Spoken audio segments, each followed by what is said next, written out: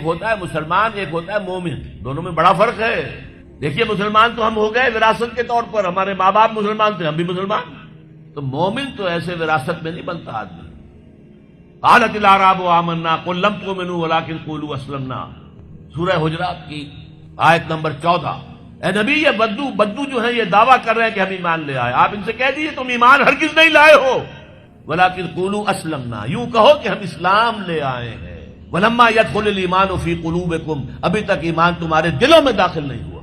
इन्नमल मोमिनून अल्लज़ीना आमनू बिल्लाहि व रसूलिही सुम्मा लम यरताबू, मोमिन तो सिर्फ वो हैं जो ईमान लाए अल्लाह पर, उसके रसूल पर, फिर शक में हरगिज नहीं पड़े, यकीन वाला ईमान हो गया।